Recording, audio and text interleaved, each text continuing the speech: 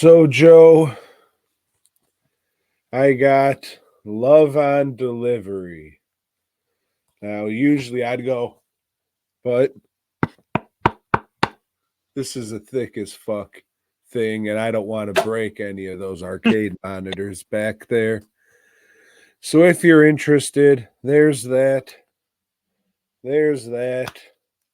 You got a poster and a booklet behind the poster. Won't hang up, won't read it. Excuse me? Who released this? Vinegar Syndrome. Okay.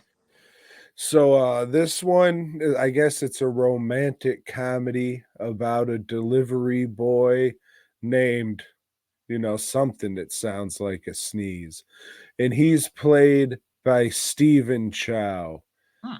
And there's this karate, taekwondo, some kind of martial arts school going on. And the instructor there, he's kind of a jag bag. He's hitting on the lady. One of the ladies there, she doesn't want to have anything to do with him. And old Stephen Chow comes to make a delivery, and she's just like, "Oh, I won't kiss you, but I'll kiss anybody." So she kisses this guy. He pops a boner over the shit. She's just like, "Oh, it was a joke," but now it's him trying to win her over. There's a scene where like he gets into an altercation with that guy, and the guy takes a swing at him, he ducks, and the bitch gets punched in the fucking mouth. And after that, she's just like, "You're a fucking coward. I would never suck the dick of a coward, you fuck." Who would? You, I guess, but I wouldn't. So he goes and takes other kind of karate lessons from some dude who's fucking him over. And, it's just a quest of him becoming a karate guy so he can win the heart of this lady. That's a terrible description, but what description have I ever gave that wasn't? It's very silly and ridiculous. If you just like silly, ridiculous shit for the sake of being silly and ridiculous, then check it out. Like that's all this movie is just silly, ridiculous humor, one shit after the other. Um there's some cool things in there, like he's having a daydream about getting in a fight with this guy, and this guy punches his fucking head off, and you see Stephen Chow's head fly off. And as the head's flying off, you see the head's point of view, and the guy's like ripping his body apart and shit. So it's like, all right, cool. And then I mean it's a comedy. It's just a bunch of fucking jokes. So if you like Chinese comedies, you'll probably like this one. If you don't, you probably won't. It was subtitled. They talk fast, so the subtitles move a little fast. And some people say, "Oh, I don't care about subtitles. I'll read subtitles." I mean, I'll read subtitles too, but they do take away from the movie since your focus is on reading and not actually watching the movie. So, while I don't have a problem, and clearly I watch subtitles movies, it does take away from it. um Special features, there's two video essays, I guess they're called. It's where some guy reads a fucking thing he wrote while clips play over it. There was one about Stephen Chow, pretty good. uh the other one, I think it was about Stephen Chow and the collaboration with the guy who directed this movie. I think they co-directed a bunch of shit up until maybe Shaolin Soccer, or Mm-hmm. maybe it was right before then.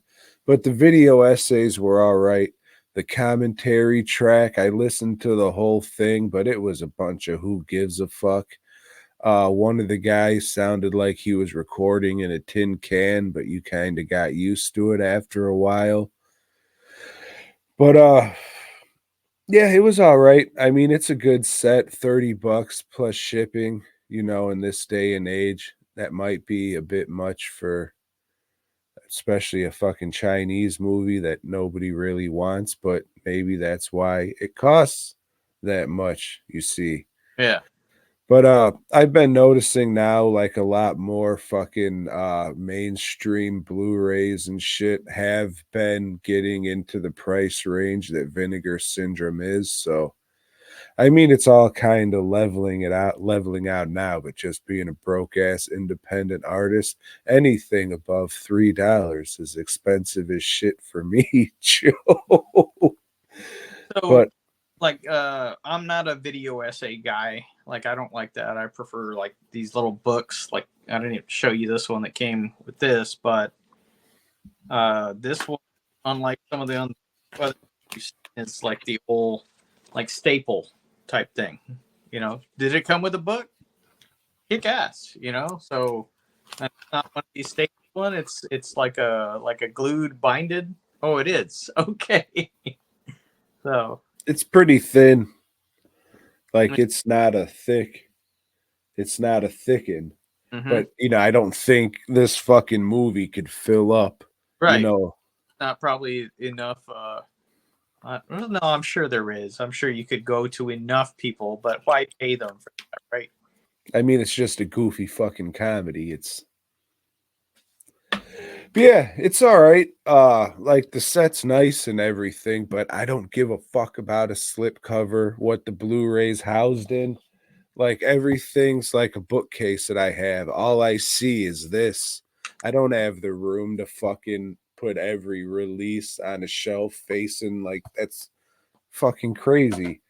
But yeah, I don't give a shit because all I look at is the spines. But shout out to this one for having that bright ass green and bright ass color. So whenever I try and find it, that's all I have to look for.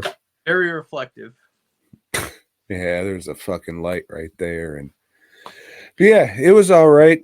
I guess what we're learning about Vinegar Syndrome nowadays is, if they're releasing some Chinese shit, it's probably pretty good. The other stuff, still not so much, but the They Chinese shit, pretty good. know